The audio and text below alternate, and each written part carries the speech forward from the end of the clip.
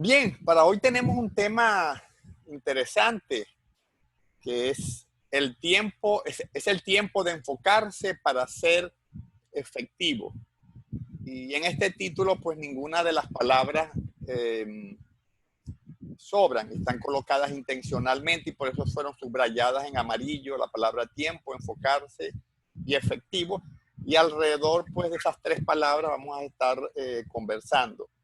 Les dejé en la página central un grupo de link. Yo me imagino que después se distribuirá la presentación sobre algunas sitios web que tienen artículos, por cierto, relacionados con el tema que vamos a estar abordando, y también les dejé unas conexiones con mi canal en YouTube que también tiene unos videos grabados relacionados con el tema. Y fíjense que para tocar este tema primero quiero ponerlo en contexto. Yo me dedico al tema del entrenamiento y la capacitación, y eso me permite de alguna manera observar parte de lo que el mercado está ofreciendo en términos de capacitación y específicamente en relación con este tema del enfoque. Y una de las cosas que yo observo, tal vez con preocupación, es que la mayoría de las opciones en términos de curso, acciones de capacitación, tienen dos características que son: una, voy a obtenerlo rápido, y dos, voy a obtenerlo fácilmente. Y eso realmente no existe. Eso es un engaño, porque cualquier cosa que valga la pena va a requerir un esfuerzo continuado en el tiempo y va a requerir disciplina y va a requerir sacrificio. De modo que esas acciones que en el fondo prometen éxito inmediato, instantáneo, rápido y con poco esfuerzo, pues no existe. Yo lo englobaría en una frase que dice, pues Roma no se construyó en un día. Y lo que vamos a ver aquí, más que una receta cosmética rápida, sencilla, fácil, es un proceso. Y a veces la gente no le gusta el proceso porque el proceso involucra tiempo y no poco tiempo. ¿Ok? Pero bien, vamos a continuar y vamos a ir desentrañando el tema. Y fíjense que esta imagen de alguna manera tiene como objetivo ilustrar un poco lo que le está ocurriendo a mucha gente en el día de hoy, ¿no? Uno ve esta chica que está con muchos interrogantes, muchas incertidumbres, pero también está como distraída, como dispersa. Y cuando uno ve todo lo que esta chica está sujeta en el entorno, que no es muy diferente al entorno nuestro, uno se da cuenta de que hay una gran dispersión, de que con razón a la gente le cuesta enfocarse. Cuando uno ve el impacto de las redes sociales, hay ya tantas redes sociales que ya uno no tiene manera de ponerse al día sobre cuántas redes sociales hay. Y la gente invierte un tiempo importante en las redes sociales, pero además de eso, pues están los teléfonos inteligentes, y la gente también invierte un tiempo bien importante en el tema de las tertulias y de la interacción a través de los teléfonos inteligentes. He observado con preocupación un fenómeno en muchos jóvenes profesionales, el tiempo increíble que le dedican a los juegos de video. Si a eso le sumamos todo lo que tiene que ver con la TV y con todo el sistema tipo Netflix, etcétera, y además toda la información con la cual se nos abarrota, es impresionante la sobreinformación que existe en el entorno y que, lejos de aclarar, más bien confunde. Y si a eso además le sumamos pues el coronavirus, que nos tiene en una situación también de incertidumbre y que en el fondo también nos distrae, y le sumamos a eso además cada uno de los roles que nosotros desempeñamos, porque cada uno de nosotros es muy probable que sea cónyuge, padre, madre, trabajador, miembro de una iglesia, miembro de una comunidad. Cuando uno ve todo ese universo de cosas a las que uno está sometido en esta sociedad moderna, uno entiende por qué la gente está desenfocada, por qué la gente está dispersa y por qué hay tanta incertidumbre, porque hay tantos elementos que nos distraen, que de alguna manera nos ocupan, que cuando luego entonces queremos enfocarnos en una meta, en un emprendimiento, pues no conseguimos el espacio, ni la ocasión, ni el ambiente interno para enfocarnos, porque todas estas cosas nos ocupan y nos distraen de alguna manera. Y quiero girar en este tema alrededor de una pregunta. Y la pregunta específica es, ¿estoy logrando efectividad en lo que estoy haciendo o en la forma como me estoy desempeñando? Y vamos a girar alrededor de tres temas en esta presentación. Un tema es el enfoque, otro tema es la efectividad y otro tema es el empoderamiento. Y vamos a tratar de enlazar estos tres elementos que son importantes a la hora de generar resultados. Y por aquí del lado derecho tenemos lo que yo he llamado la ruta de la efectividad.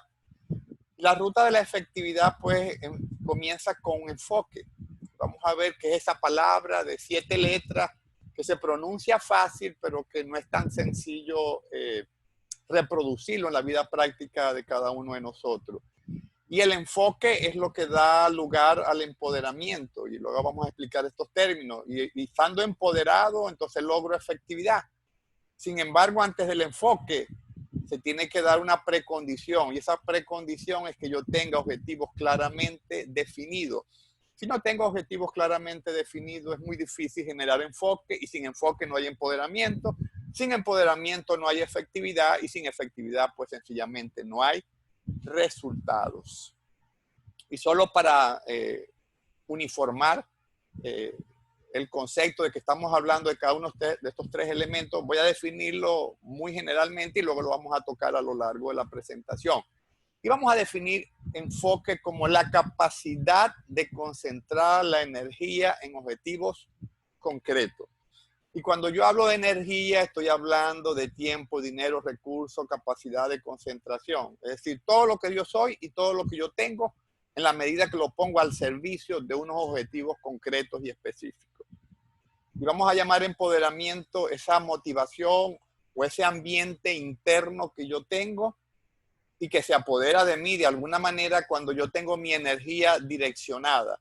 Es decir, cuando yo he sido capaz de generar un enfoque a través de identificar objetivos concretos. Y eso crea en mí un clima interno que me mantiene impulsado, motivado, energizado para emprender y hacer. Y finalmente vamos a definir la efectividad y que al fin y al cabo es la resultante del enfoque y el empoderamiento. Y la efectividad vamos a definirla como los resultados concretos y específicos que yo obtengo de una acción continuada en el tiempo, vale decir, el valor agregado.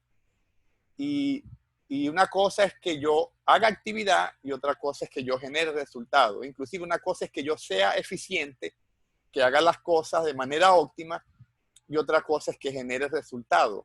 ¿Ok? Bien, aclarado estos tres términos, entonces quiero comenzar ilustrando esta presentación con algunas metáforas. Yo creo que a veces las imágenes y las metáforas logran ser más efectivas a la hora de expresar un concepto. Y la primera metáfora a la que me quiero referir es la que tenemos ahí debajo, que es esa olla con leche que la hemos puesto a hervir porque a lo mejor vamos a hacer café con leche. Y yo no sé si usted ha pasado por la experiencia de poner a hervir leche, usted se da cuenta de que tiene que tener una concentración y un enfoque en la leche, porque en el momento en que usted se descuide, la leche va a bullir hacia arriba y se va a derramar y va a armar todo un desastre en la cocina. Por lo tanto, en ese momento yo no me distraigo ni me disperso con otra cosa porque tengo la atención centrada en la leche que está hirviendo, porque en cualquier momento pues se puede derramar. ¿Usted se imagina lo que usted sería capaz de lograr en una actividad si usted fuera capaz de concentrarse con la misma intensidad que se concentra cuando está hirviendo leche? La segunda metáfora que quiero exponer y que tiene que ver con este tema del enfoque es esa gota de agua que cae en esa roca que termina por perforar la roca no por la contundencia que tiene la gota, sino por el efecto continuado, gota tras gota, y tal vez la gota 3.525.415 fue la que finalmente partió la roca. Y no fue esa gota, fue el efecto acumulado de muchas gotas. Y eso de alguna manera nos habla de persistencia, de constancia, de un esfuerzo continuado en el tiempo. Hay otra metáfora que quiero ilustrar y es la que vemos del lado inferior izquierdo y que es un rayo láser en acción.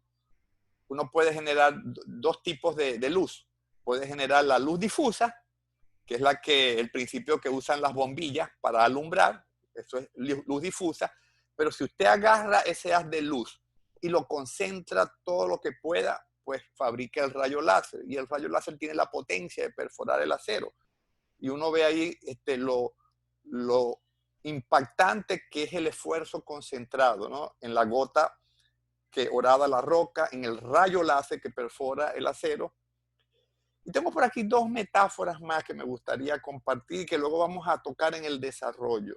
Y la otra metáfora es ese horno que tiene usted allí y en la cual se están horneando muchas cosas simultáneamente.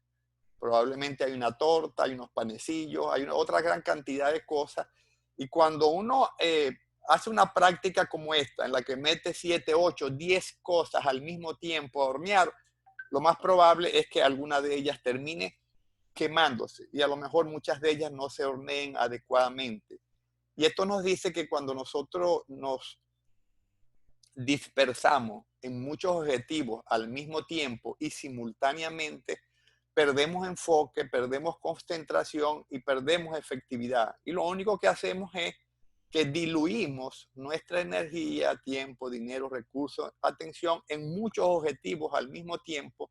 Y eso hace que la energía se debilite, le llegue con poca contundencia a cada uno de los objetivos y finalmente uno no alcance plenamente, a lo mejor ninguno de esos objetivos. Esa es una metáfora interesante a la hora de tomar en cuenta, ¿no? Que el enfoque tiene que ver con la acción focalizada y concreta en pocos objetivos. Y hay otra metáfora allí que tiene que ver con armas de fuego. Y eso me hace recordar una vivencia que yo tengo cuando yo era joven, alrededor de los 17 años más o menos, y que tenía un amigo que tenía, un papá que tenía una hacienda y que a ellos les gustaba mucho el tema de la cacería. Y cada vez que iban a la hacienda y iban a cazar, me invitaban. Y cuando llegábamos a la hacienda, yo observaba que mi amigo me daba una escopeta recortada, que por cierto no tenía mucho alcance. Y él siempre se quedaba con un rifle con mira telescópica. Y salíamos con nuestras provisiones todo el día hasta la tarde, ya tarde que regresábamos. Y yo observaba que cuando él venía con unas cuantas presas y yo venía cargando las presas de él y yo prácticamente no traía nada en la mano. Y una de las cosas que me di cuenta y que luego me sirvió como experiencia para incorporarla en mis procesos de trabajo es que para ser efectivo con la escopeta tenía que acercarme muy cerca a la presa porque la escopeta no tenía largo alcance y lo más probable que ocurría es que la presa se ahuyentara porque era difícil que yo me le acercara tanto. Y cuando disparaba a larga distancia, lo que ocurría es que en la medida en que la distancia era mayor, los perdigones que salían de la escopeta se iban dispersando y mientras mayor era la distancia, más se dispersaban. Pero no solamente se dispersaban, se debilitaban y probablemente llegaban con poca contundencia al objetivo, por lo tanto cazaba muy poco. Pero él tenía un rifle con mira telescópica y cuando él apuntaba donde ponía la bala, donde apuntaba ponía la bala y era muy certero y era un objetivo a la vez.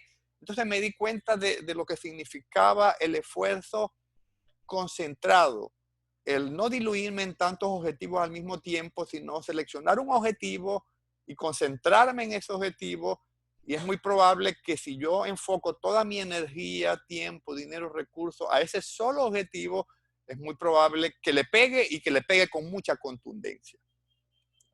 Y estas metáforas, de alguna manera, algunas están en la naturaleza, otras son creación del hombre, nos dicen mucho de por dónde van los tiros con el tema del enfoque, que en el fondo se resume en el tema de tener la capacidad o la habilidad de concentrar la energía en pocos objetivos al mismo tiempo. Y bien, quiero leer algunos pensamientos y algunas frases que seleccioné, algunas las voy a pasar rápido, otras las voy a explicar. Y todo lo que vamos a hacer en la presentación va a desencadenar prácticamente en una sola lámina que está muy recargada, pero que contiene toda la información. Pero creo que es interesante que tengamos de fondo esta frase o estos pensamientos al abordar esa lámina. Y yo voy a ir leyendo, voy a leerlas no tan rápido para que podamos detener un poco y analizarlas, ¿no? Algunas las voy a detallar y otras les voy a pasar. Estar ocupado no es sinónimo de ser productivo. Ni actividad es necesariamente logro. Y decía Thomas Leonard, un conocido coach, ni el movimiento necesariamente es progreso. Yo puedo levantarme un día y ocuparme todo el día, unas 15 o 20 horas al día, y me pongo con una pala en el frente de mi casa y comienzo a cavar un hoyo que termina siendo un hoyo de 9 metros de profundidad por 6 metros de ancho. ¿Y para qué va a servir ese hoyo? No sé. O sea, ¿cuál es el producto de que yo me ocupé 15 o 18 horas al día? Tampoco sé. Entonces el asunto no es un asunto de estar ocupado, sino de estar ocupado en la dirección correcta. La siguiente frase dice, donde está tu enfoque, está tu energía. Si mi enfoque está en las redes sociales o en los juegos de video o en el teléfono inteligente o en determinado hobby, pues hacia allá se direcciona toda mi energía, mi tiempo, dinero, recursos, atención, y hacia allá también irán mis resultados. Entonces, el punto es identificar dónde yo tengo puesto el ojo en la mira, porque hacia allá se va a direccionar toda mi energía, para bien o para mal. Y a la larga, en eso en lo que yo enfoco mi energía, se convierte en mi realidad. Decía Zig Ziglar, el problema es la falta de dirección y no la falta de tiempo. Entonces vamos a ir ya viendo de que el tema del enfoque no es un asunto de si tengo más o menos tiempo, sino si estoy apuntando en la dirección correcta. Y termina diciendo Zig Ziglar, al fin y al cabo todos contamos con días de 24 horas. Y alineado a eso decía el consultor y autor Stephen Covey, el desafío no consiste en administrar el tiempo. Mucha gente liga el enfoque al tema de la gestión del tiempo y no a la gestión de sí mismo. Y decía Stephen Covey, el desafío no consiste en administrar el tiempo, el desafío consiste en administrarnos a nosotros mismos. Y eso puede ser mucho más complejo porque el ser humano es una variable más compleja. Y si bien es cierto que el tiempo es importante, no es lo fundamental. Y hablando, por cierto, del tiempo, es algo para valorar. Por ahí hay un dicho que dice que el tiempo es oro. Y yo estoy convencido de que la forma como la persona valora su vida es proporcional a la forma como valora el tiempo. Porque al fin y al cabo nuestra vida está hecha de tiempo y tenemos un tiempo definido y limitado para hacer algo. No tenemos todo el tiempo del mundo. Y hablando del tiempo ya, y vamos a introducir ya algunos de los elementos asociados al enfoque, es que el tiempo que se usa efectivamente es el tiempo que se presupuesta. Yo cuando he dicho estas frases en alguna charla o conferencia, la gente queda como que es eso de presupuestar el tiempo. Sí, sí, así como yo presupuesto el dinero y presupuesto recursos, es importante presupuestar el tiempo. Y cuando yo no tengo el hábito de presupuestar el tiempo, termino invirtiendo o más bien gastando el tiempo en cualquier cosa. Termino gastándolo en las necesidades de otras personas, en los requerimientos de otras personas, en urgencia, en atender contingencia, en trivialidades, pero termino al fin y al cabo gastándolo en algo que no necesariamente es tan provechoso en términos de valor agregado y resultado en mi vida. Por eso es que es importante presupuestar el tiempo. Y fíjense que quiero contar algo personal. En algún momento yo quise ser escritor. Y dije, bueno, voy a formarme como escritor. Y pasado el tiempo y me daba cuenta que nunca tenía el tiempo para escribir.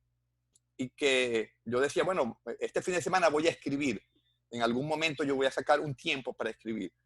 Pero como no presupuestaba ese tiempo, al fin y al cabo se iban metiendo una tras otras actividades, recibí una llamada telefónica, recibía alguna solicitud de mi esposa y se acumulaban cantidad de cosas que a la larga me consumían el fin de semana y no escribía nada. Y un día dije, no, yo voy a presupuestar mi tiempo.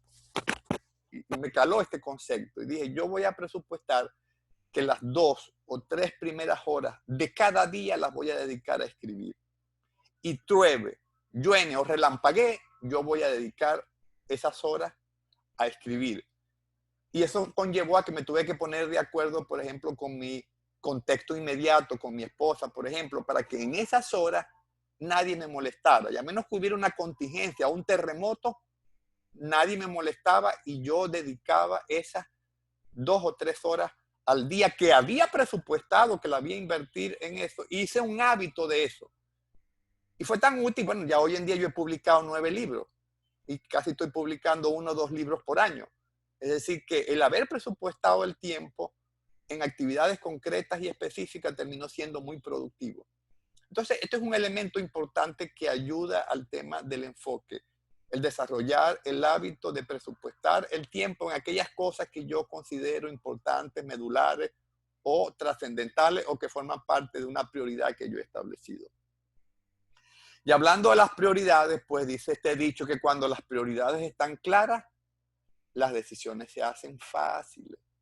Cuando la gente se enreda en que no sabe qué hacer o está afanada o a veces inclusive está estresada, mi conclusión es que no tiene prioridades claramente definidas.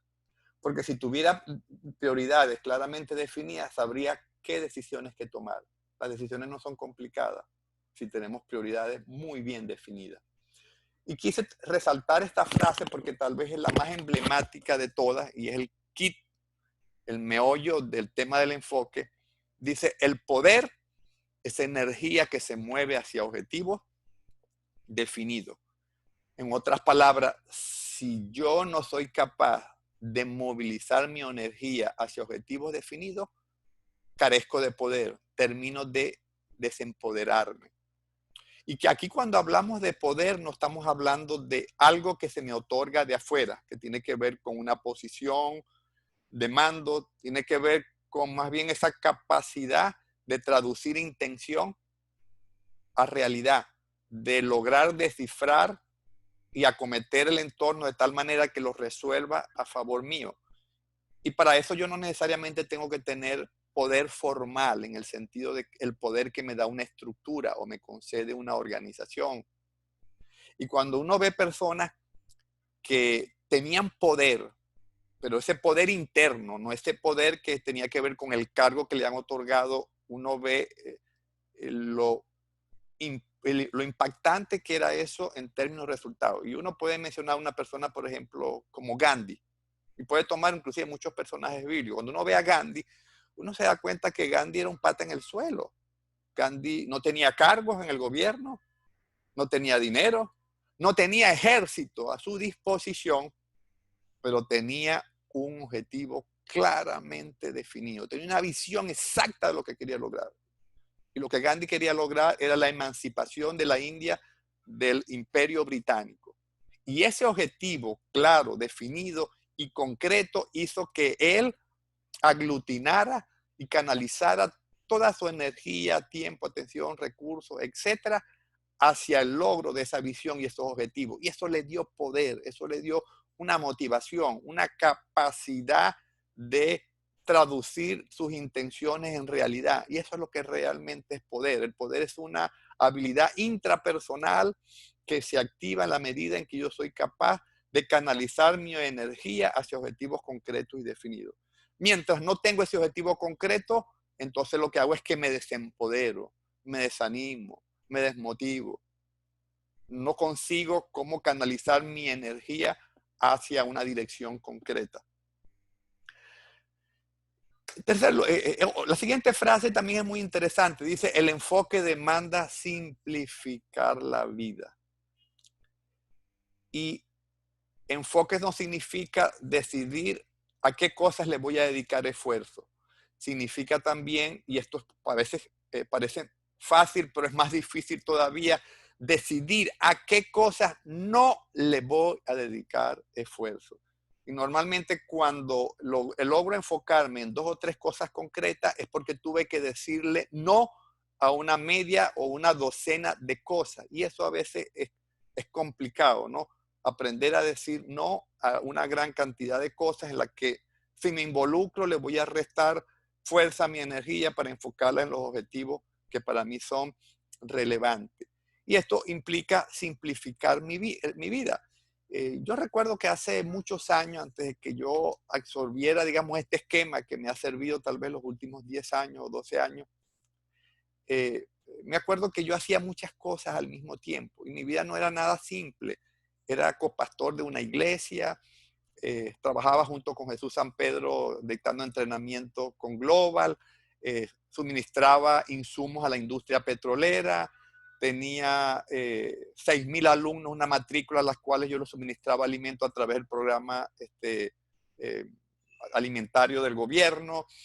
Era psicoterapeuta, era profesor universitario y no recuerdo qué cantidad de cosas yo hacía. Hacía muchas cosas al mismo tiempo y mi vida no era nada simple. Y en esa época además vivía con mucho estrés, mucho afán. Y lo que lograba era, en el fondo, y no me daba cuenta, era que debilitaba mi energía y le daba un pedacito a cada una de esas actividades, con lo cual no necesariamente golpeaba cada actividad con contundencia y generaba un resultado importante. Y en algún momento dije, wow, ya se me prendió el bombillo, dije yo, no puedo seguir así. Y dije, tengo que quitarme algunos roles, tengo que simplificar mi vida porque es la única manera de concentrar un esfuerzo. Y comencé a eliminar cosas, dejé de dar clases en la universidad después de 24 años como docente en la universidad, dejé de hacer terapia, dejé de hacer muchas cosas que yo hacía como copastor en la iglesia, dejé todos los negocios que tenía con PDVSA, con las escuelas, etcétera, y me concentré en el tema de la consultoría, en el tema de mi rol que había elegido como escritor y en esos temas asociados al coaching y a la terapia. Y una de las cosas que noté, que cuando logré simplificar mi vida, entonces me hice muy bueno en esas 3, 4 cosas con las que me quedé. Porque ya todo mi esfuerzo, toda mi energía, toda mi atención, todo mi proceso de capacitación, todo mi hacer práctico estaba enfocado en esas actividades. Y de tanto repetirla e involucrar esfuerzo una vez tras vez en cada una de estas actividades, terminé haciéndome bueno en esas actividades.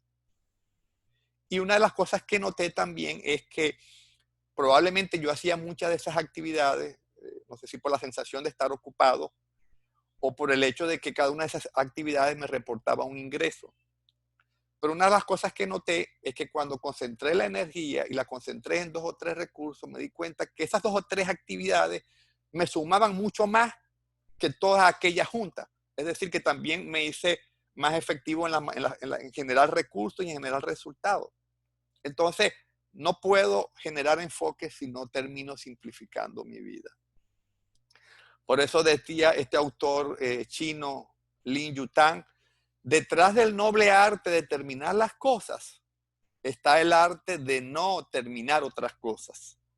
Y la sabiduría en la vida consiste en la eliminación de las cosas que no son esenciales. Cada quien necesita identificar qué cosas son esenciales en su vida y qué cosas no son esenciales y por lo tanto tiene que decirle no. Voy a ir leyendo algunas las voy a pasar más rápido. Dice, deshacerse entonces de las cosas en su vida que no están agregando valor le permitirá tomarse el tiempo y el enfoque que has puesto en esas cosas y ahora colocarlo en las cosas que están agregando valor. Y al respecto dice Covey, la clave no es priorizar lo que está en la agenda. La clave está en programar tus prioridades. Y el asunto no es si yo estoy cumpliendo una agenda al pie de la letra. El asunto es cuáles son las cosas que yo incluí en la agenda. Entonces, más que darle continuidad y prioridad a lo que tengo anotado en la agenda, es evaluar si eso es lo que debe estar en la agenda o deben estar otras cosas en la agenda. Y si lo que está en la agenda realmente son mis prioridades medulares. Eso es mucho más importante. La persistencia solo funciona cuando estás claro y seguro de los objetivos de tu esfuerzo, porque eso da un elemento de convicción que mantiene el enfoque. Decía Ralph Waldo Emerson, lo único que puede crecer es aquello a lo que le das energía. Y donde usted pone su energía, ahí están los resultados. Sean resultados buenos o malos, porque depende de aquello a lo que usted le está dando energía. Dice, en lugar de enfocarte en esas circunstancias que no puedes cambiar, concéntrate fuerte y poderosamente en las circunstancias que puedes. Y esto es importante en estos tiempos porque mucha gente está dispersa, preocupada, afanada por las cosas que no puede resolver, por las cosas en las cuales no puede marcar una diferencia. Y es muy probable que esté muy enfocado en su área de preocupación. Y cuando yo estoy enfocado en mi área de preocupación, pues lo que obtengo es afán, estrés, pero no resultado concreto. Yo puedo preocuparme, por ejemplo, por el coronavirus, pero yo no tengo una acción directa para eliminar el coronavirus, yo no tengo la posibilidad de generar una vacuna, yo no tengo manera de organizar un esfuerzo conjunto importante, porque eso depende del gobierno que está de turno.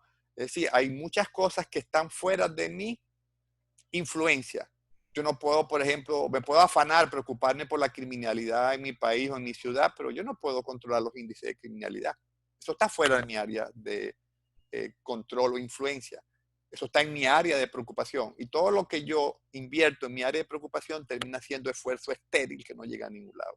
Pero cuando yo me concentro en mi área de influencia, donde mi acción es decisiva y fulminante, entonces yo tengo resultados. Yo quiero ver rápidamente ilustrar esto. Yo recuerdo que en una ocasión, en la urbanización donde nosotros vivíamos, estábamos teniendo mucha acción delictiva.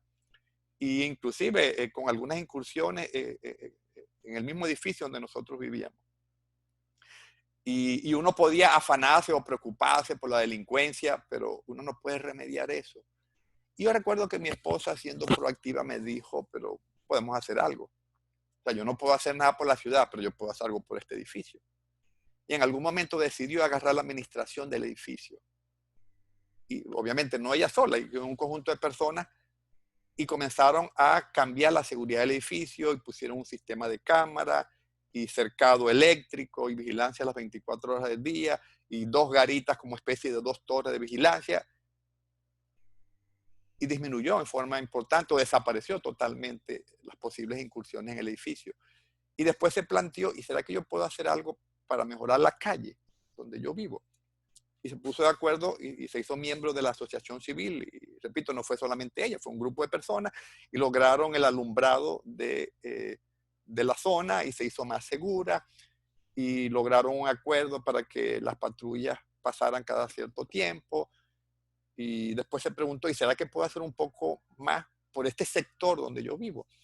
Y entonces entró a trabajar con el Consejo Comunal y junto con otro grupo de personas lograron un lobby con la gobernación, cercaron el parque, que era un lugar por donde la gente entraba, pusieron un sistema de entrada y vigilancia con tarjeta magnética y todo eso a la larga también trajo una disminución de los aspectos delictivos en la urbanización. Es decir, como consecuencia de concentrarme en mi área de influencia, donde mi impacto es decisivo y fulminante, todo el esfuerzo que yo enfoco en esa actividad, puedo generar resultados. Y puedo ir desde algo pequeño, como el edificio, la calle, la urbanización, y puedo seguir ensachando eso. De modo que es estéril enfocarse en el área de preocupación. Decía Covey en línea con eso, solo hay una cosa que controlamos, y es a nosotros mismos. Si realmente quiero mejorar la situación, puedo trabajar en lo único de lo que tengo control. Y lo único que tengo control soy yo mismo. Decía también Zig Ziglar, no me importa cuánto poder, brillo o energía tenga si no lo aprovechas y lo enfocas en un objetivo específico y lo mantienes allí. De lo contrario, nunca lograrás tanto como tu habilidad lo amerite. Es decir, que no es solamente un asunto de tener la habilidad, sino volvemos al punto de estar canalizando el esfuerzo en la dirección correcta. esta última frase dice, motivación es lo que te da comienzo, pero el hábito es lo que te mantiene en marcha. Es decir, que mucha de la posibilidad de consolidar un enfoque en el largo plazo tiene que ver con el tema de trabajar con los hábitos. Y esta es la lámina a la que quería llegar. Está muy recargada, pero traté de meterlo todo junto allí. Y prácticamente con esto es que vamos a estar trabajando, ¿no? Y fíjense que esta receta no es una receta rápida, no es una receta fácil, no es una receta cosmética. Y hay mucha gente que está buscando esa receta cosmética, conseguir resultados rápido, fácil, en 2, 3 meses. Pero eso no existe. Nada que valga la pena pues se obtiene de la noche a la mañana. Y lo primero que quiero enfocarme usando la palabra clave es que para lograr enfoque necesito construir una estructura de enfoque. Y esa estructura de enfoque comienza con mis definiciones personales. Comienza con tener claridad de una visión hacia donde yo quiero avanzar, y una visión implica una proyección, no un año, puede ser 10 años, 15 años, en la que un esfuerzo acumulado finalmente se corona con buenos resultados. Implica también definir una misión, es decir, cómo yo voy a viajar para alcanzar esa visión. Pero también implica definir un conjunto de valores que me mantengan en un canal, que me mantengan enfocado en unos parámetros, porque si no, me puedo desviar en algún momento de dirección.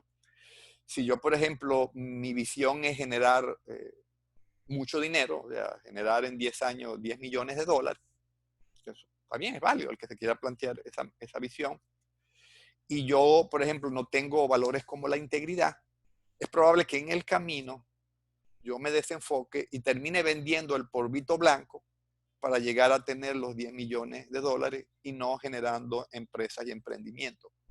Porque obviamente no tenía ese conjunto de valores que me mantuvieran enfocado, ¿verdad?, en unos parámetros.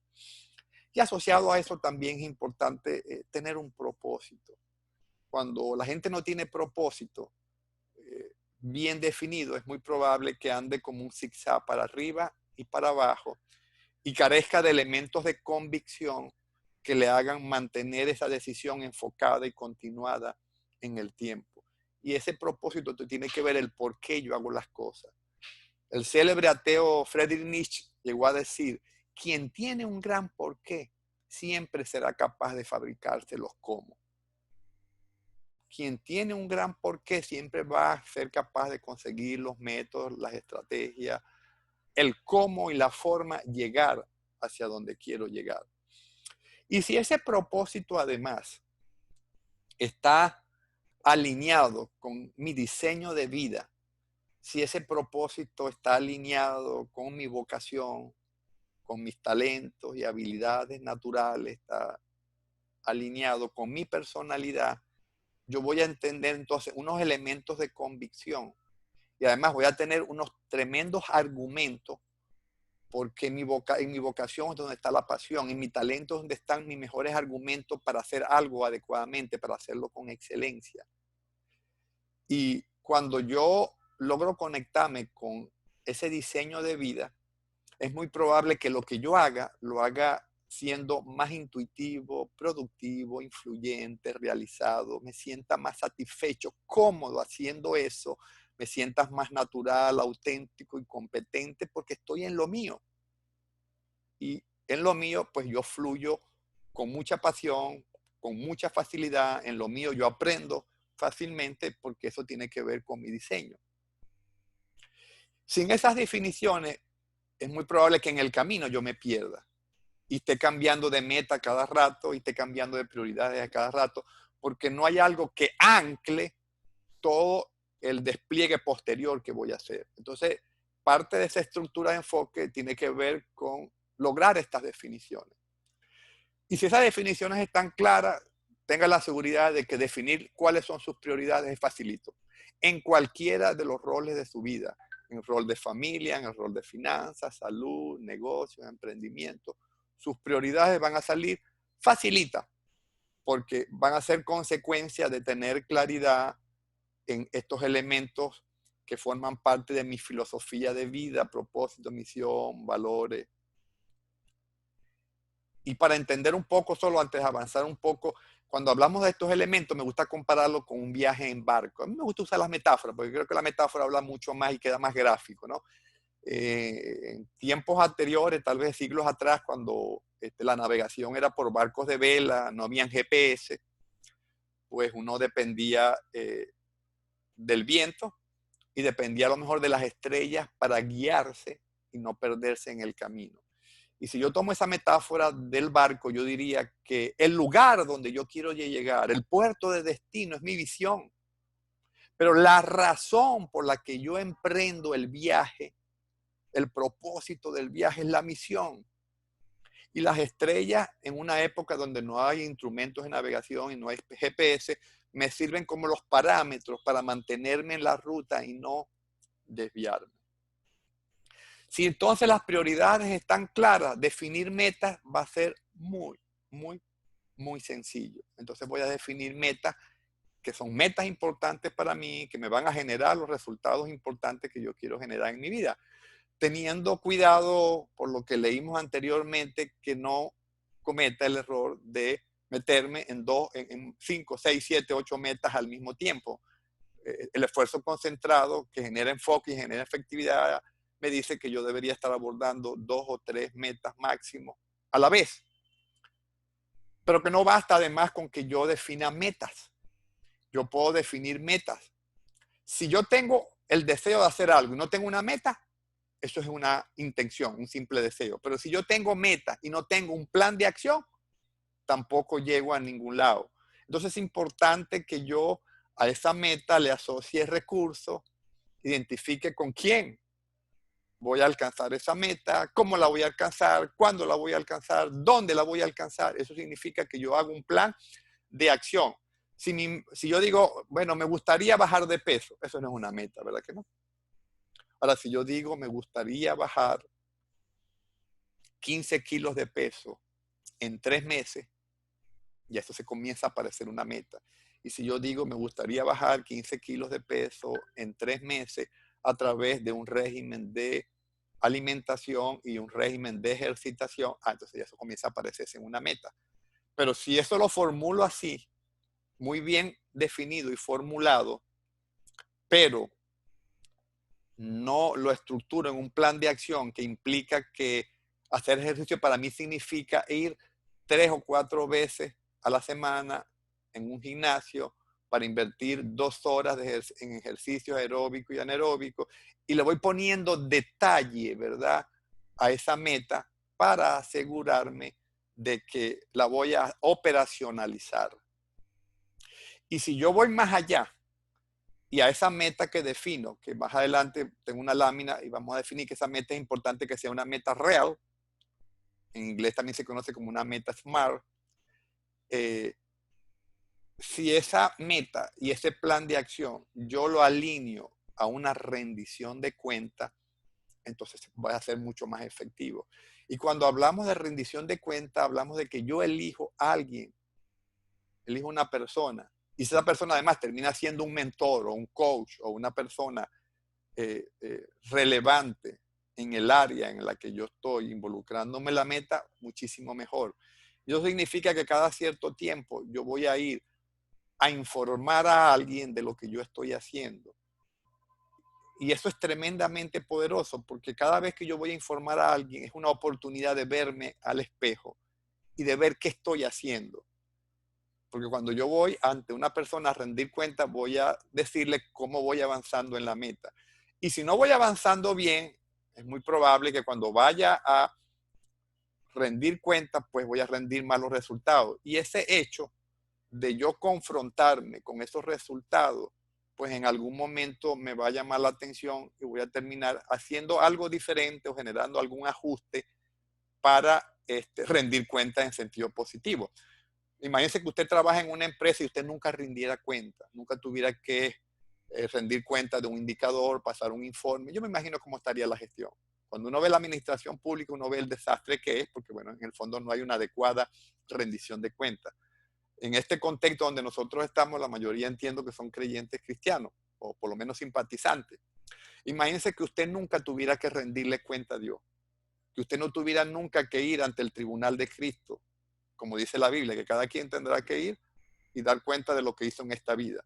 Si yo no tuviera que rendir cuenta, probablemente mi vida estaría más disoluta, menos concentrada en las cosas de Dios, más dispersa, porque bueno, al fin y al cabo no tengo que rendir cuenta, pero como yo sé que algún día voy a tener que pararme delante de Dios y rendir cuenta de todo lo que hice y dije, yo trato de comportarme de una determinada manera porque sé que hay una rendición de cuenta y yo no quiero salir raspado en esa rendición de cuenta. Entonces la rendición de cuentas forma parte de esta estructura que me ayuda a enfocarme y que me retroalimenta para saber qué ajuste tengo que hacer en el tiempo.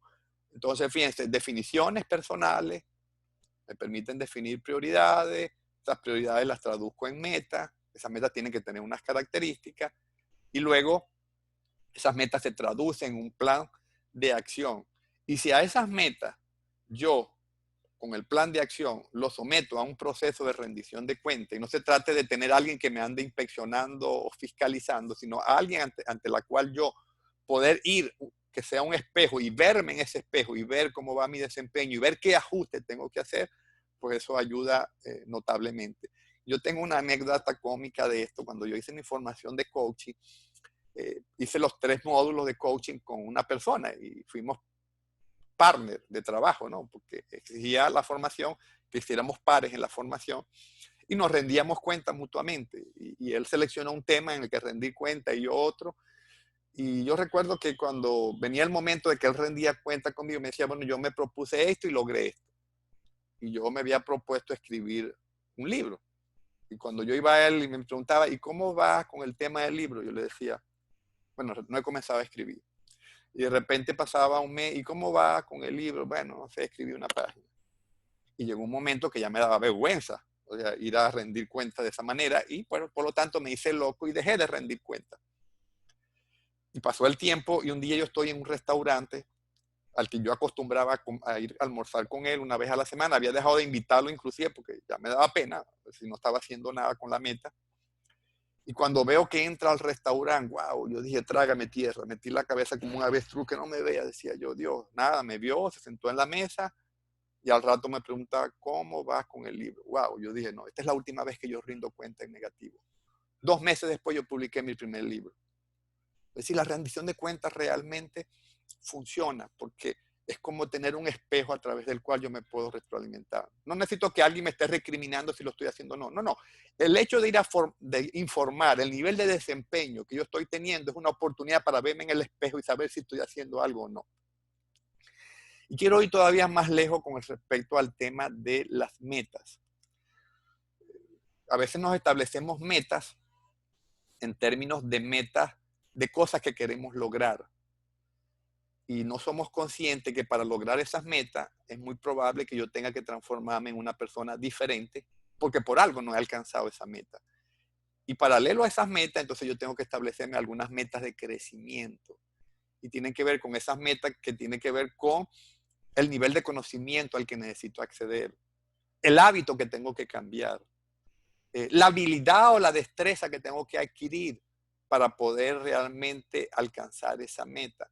Y mucha gente se pone la meta, pero no es consciente del cambio en términos de vida, en términos de hábito, en términos de conocimiento, en términos de habilidades de destreza que necesita tener para estar al nivel de la meta que quiere alcanzar. Entonces no es solamente la meta externa que queremos alcanzar, sino la meta de crecimiento que tiene que ver con el tipo de desarrollo que yo tengo que acceder para estar a la altura de esa meta. Mi meta es fundar una empresa y no tengo ni idea ni cómo se registra, ni de los aspectos legales, ni cómo funciona, nada. Bueno, si yo no desarrollo algún conocimiento de emprendimiento, si yo no desarrollo algunas destrezas y habilidades para asociar personas en un proyecto, si yo no crezco en algunas áreas, pues esa meta, no importa que esté bien definida, no va a llegar a ningún lado. Porque siendo la persona que estoy en ese momento, no voy a avanzar hacia esa meta. Y en línea con eso, pues hay algunos elementos importantes que yo tengo que generar cambio en términos de metas de crecimiento. No voy a detenerme porque esto sería una presentación aparte, Pero esos tres elementos son importantes. El tema de la gestión emocional adecuada, que puede actuar como un obstáculo importante que me inhiba y me paralice en algún momento y me evite avanzar. El tema de si tengo los hábitos asociados y alineados con ese, que esa meta requiere, y el tema de cómo estoy gestionando el tiempo. Usted me dirá, no, esto no es una receta fácil y sencilla. No, no es una receta fácil, no es rápida, pero déjeme decirle que esto funciona. Y no funciona solamente por el hecho de que yo me lo apliqué a mí, funcionó. Funciona, pero yo tengo 15 años haciendo esto como coach y funciona. Y lo he visto en la vida de decenas y decenas y decenas de personas. Que es un proceso más a largo tiempo, sí, definitivamente, pero es seguro. Lo que no es seguro es buscar una receta mágica, rápida, sencilla, con poco esfuerzo, que me va a hacer repetir esa acción 4, 5, 6 veces o va a generar 10, 12 emprendimientos, esos rápidos, sencillos, que implican gratificación inmediata y que al final no me van a generar ningún beneficio. Esto tarda más, requiere más esfuerzo, pero definitivamente funciona. Esto es lo que yo llamo estructura de enfoque. Y con el elemento que estábamos mencionando, que es la meta, y decíamos que esa meta, para que sea efectiva, debe ser una meta real, es decir, que debe ser una meta relevante, es decir, que una meta que facilite la transformación, que facilite la necesidad de generar esas metas de crecimiento, que necesito de alguna manera, primero que es importante para mí, pero que va a generar en mí una transformación para alcanzar la meta que quiero alcanzar, que sea específica, es decir, que sea susceptible a ser medida, que sea concreta. Mi meta es graduarme de ingeniero. No, eso no es una meta, eso es un deseo. Eso no es nada específico. Mi meta es graduarme de ingeniero en una de las 5 mejores universidades del país en 5 años y con un promedio de 17 puntos. Eso sí es una meta. Porque eso tiene unos parámetros específicos. Eso la hace medible, delimitada en el tiempo y la hace mesurable.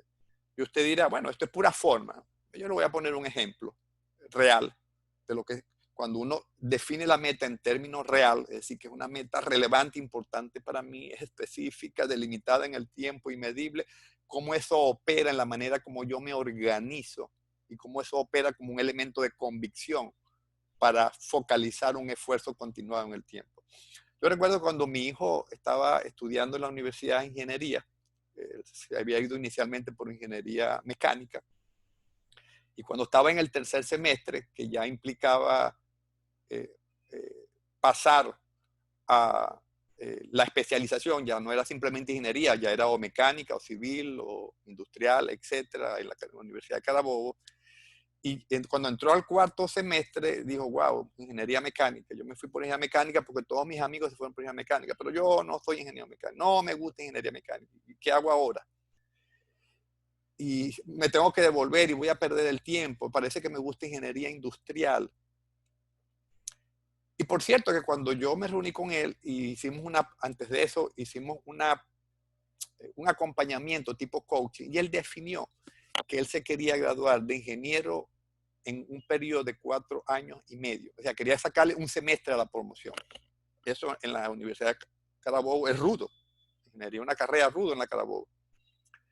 Y además, cuando ya estaba en el cuarto semestre, que ya había perdido un semestre, porque al final llegó a la conclusión que lo que quería era ingeniería industrial, y se tuvo que devolver, entonces ya tenía otro semestre en contra para poder graduarse en 4 años y medio.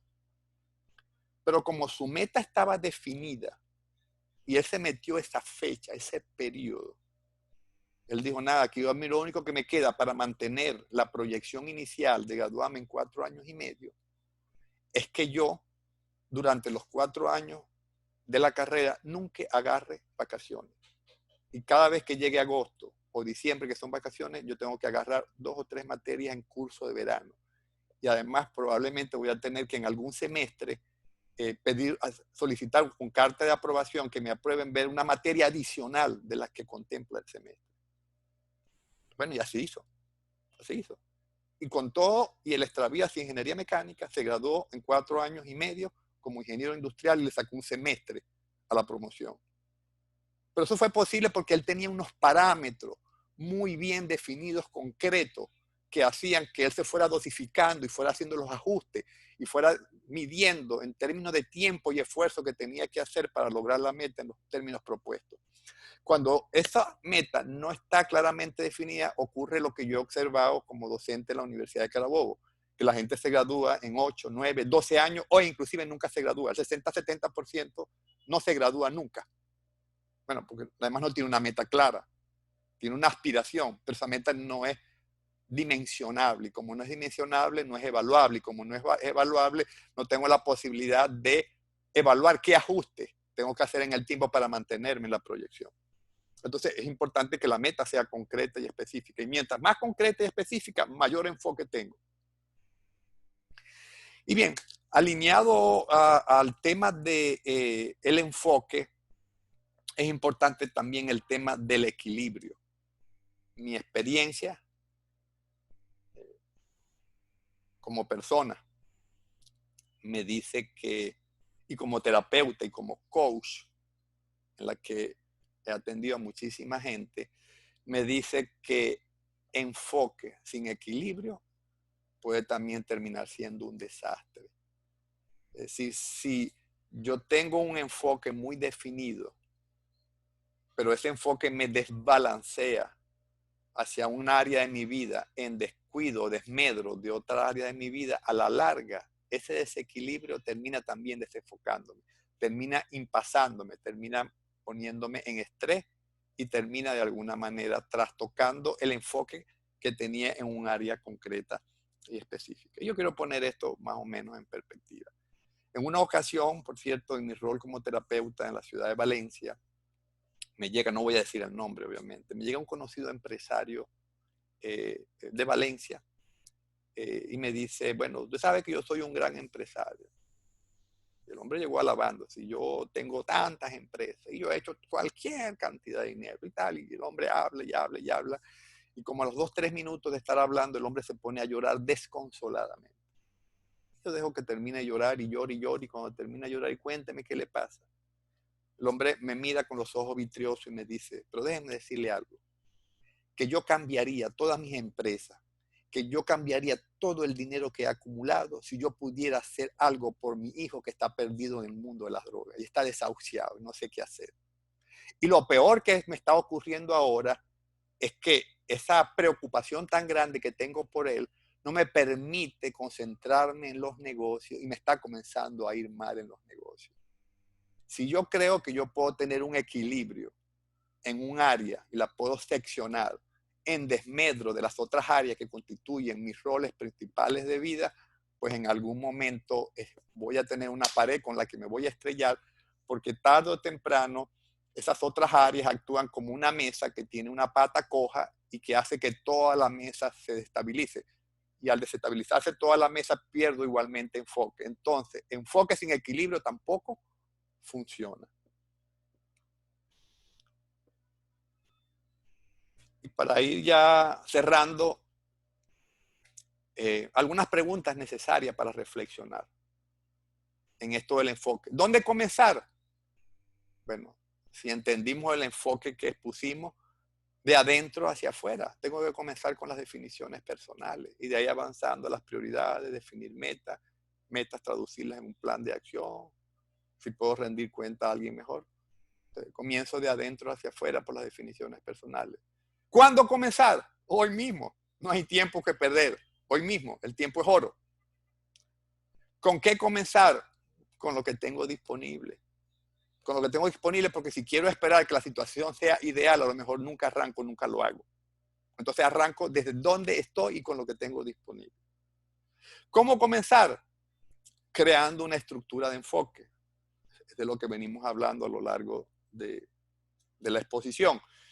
¿Con quién acompañarme? Con las alianzas que me suman, ¿verdad? No con las que me restan. Les dejo esas preguntas para que reflexionemos. ¿Dónde comenzar? ¿Cuándo comenzar? ¿Con qué comenzar? ¿Cómo comenzar? Y con quién acompañarme en el proceso.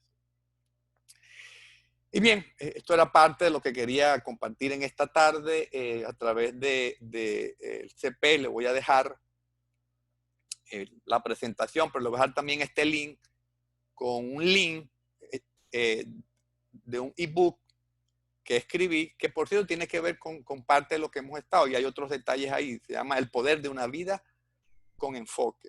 Entonces, es un libro que hemos puesto en una web disponible, gratuito, y bueno, el que quiera accederlo, ahí tiene el link para acceder al libro El poder de una vida con enfoque. Y bien, de lo que se trata entonces con esa imagen que estamos cerrando es de pegarle al blanco, de poder enfocar un esfuerzo, y eso tiene que ver con definir de manera concreta ese blanco se traduce en una meta. Cuando ese blanco es claro, definido, concreto, entonces me empodero porque me lleno de entusiasmo, pasión, de elementos de convicción, y eso hace que yo sea capaz de perseverar, de derribar obstáculos, de mantenerme pacientemente en el proceso hasta lograr resultados. Y obviamente se supone que lo que coloqué ahí es lo prioritario, lo importante. Y a propósito de eso, pues con eso nos despedimos, nos decía Mafalda. Como siempre, lo urgente no deja tiempo para lo importante. Bien, muchísimas gracias. Con esto estamos entonces cerrando. Muchas gracias, doctor Arana. En verdad quiero felicitarle la calidad de la información del material compartido, los anécdotas, los ejemplos que usó y por supuesto su experiencia. Fue muy edificante toda esta información compartida. En verdad le agradecemos mucho. Por aquí hay unas preguntas que habían hecho en el chat y quisiera hacerle algunas. Uno preguntaba, lo mejor es estar claro y definido los